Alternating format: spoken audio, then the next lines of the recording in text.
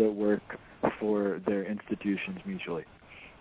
Yeah, that's the same thing that C. Wright Mills pointed out in The Power Elite, that they don't have to get together in a room and say, let's do a trade agreement and mess everybody up. They just think the same and intermarry. Yeah.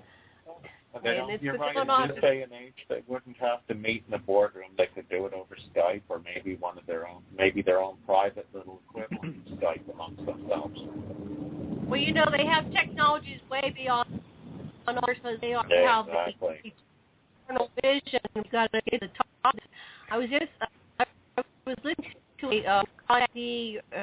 what was his name? Simon. I'll get his last name. Drawing a blank right now, but he's had contact with the Caribbean. But he basically said, and he's been mentored by the reptilians, the man, and the dark side. He's trying to do what he was a good person. But basically, what they told him is that the government of the Earth in its representation with the Federation, this dark element that has control of the planet, and they are extraterrestrial. And they said that every human being is reptilian. Just because we look human doesn't mean we don't have a lot of reptilian DNA. And that's why we are so mean to each other. We're always in hierarchy. Human number one thinks they're better because of their skin color or because of their religion or whatever. So we're the same reptiles. We're no different. We're always noses down at someone else. And so, but think about that. It already in agreement with all the nations that the United States is the government of the planet Earth. So that means all these wars are just games that are being played. They're artificial to keep us poor humans, the average Joe, the slaves at the bottom, in constant fear. And what are we going to do about that? They already have the game at the top controlled under one common, we're already taken over. If this is true. Well, just one thing in terms of how they communicate. We and a number of people have worked with people. They have hypnotized, mind-altered couriers. That there was one that came in, and her job was to go and see Dick Cheney and have sex with him and deliver the message. And and then after they get to be 30, they get sacrificed in the Illuminati oligarchy ceremonies. At Bohemian Grove. And in the Vatican. And in the Vatican, yeah. So it's really heinous when we look at it from that level. What's going on here? Okay. Well, that's why I'm saying the only thing, folks, is to have these people removed from our planet. That's why I'm saying we'll need to obviously establish some more direct contact with the Bureau, and just tell the Nibiruans we won't have these people on our planet anymore, unless you want real problems coming from this planet for yours. I best advise you send some of your shuttles down here and transport them out of here. Get them off our planet. We're not going to.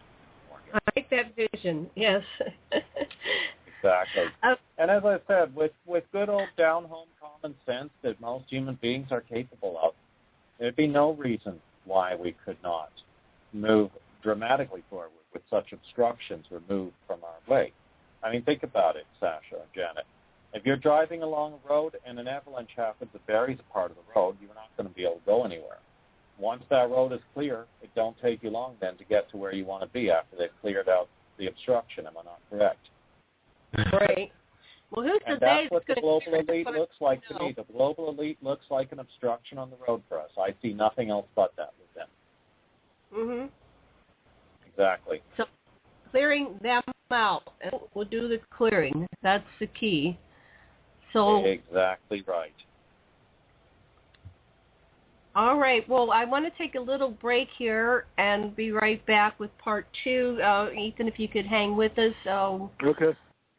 Well, I'll just leave these folks with this before I click off here, Janet and Sasha. I'll send you the info probably tomorrow evening. For next week, we'll go into the effects that globalization has had socioeconomically for the first world nations. And my final concluding thought for the day is this, that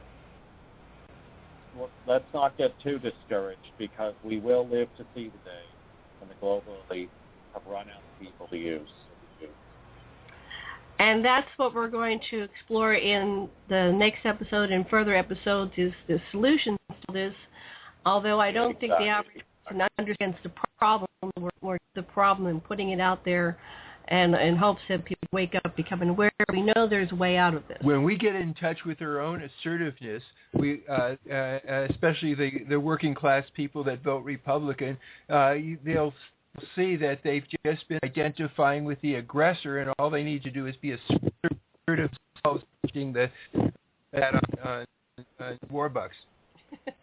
Yeah, quit identifying with the aggressor. That's the most important thing, Sasha. Quit identifying with the aggressor. Because we've certainly done nothing to provoke their aggression. The only thing to do, as I said, is that seeing clearly the aggressor can't change their ways. The only thing to do is just make it quite clear you're to stay away from us. Period. End of story. You're not welcome here, and that's all there is to it. That's it. Right, exactly. And on that note, I have to go, so we'll speak next week then. We'll see you next week, and we'll be right back after this commercial break. Buenos días y gracias.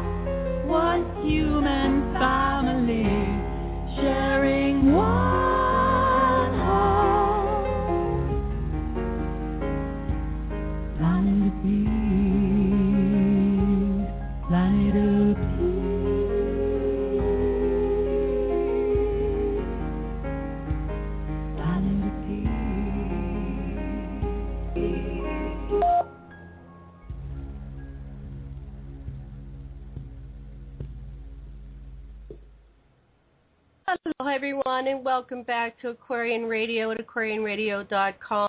I'm your host, Janet Kira Lessin, with co-host Dr. Sasha Lessin and our special guest, Ethan Indigo Smith. And in this second part of the show, we're going to be talking about the book. Let's see, where is his book? Hold on one second. The Complete Patriot Guide to Oligarchical Collectivism. Yeah, I was going to read something. I can't find it now. Oh, wow. Here's probably this one here. Okay. It's the Complete Patriot Guide to Oligarchical Collectivism.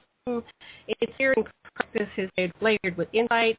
This part is in part a literary for 1984 by George Orwell. It has become known as the book in the book's metaphors and symbolism relative to the fictional book through real history, philosophy, and contemporary politics. The guide was written to eliminate apathy. It is formatted as a manual with facts and quotes distinct from the text. It is an inspiration for positive, peaceful individual action. The guide is pro-individual and true political and no political right from either left wing or right wing perspective. The book indicates there are people based on fictional setup, social structure. Later this recognized the book was used as an institution in control. The guide is for individuals and is reflective of what the book within the book would be in today's world. The guide states there are 4 types of people in the world based on the reaction to information: idiots, zealots, elitists, and patriots.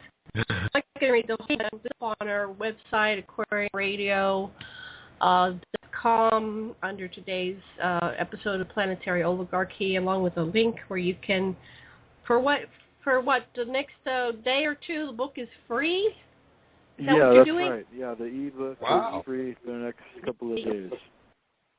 Wow. Well, thank you for giving that to those who act quick and purchase. Someone say book.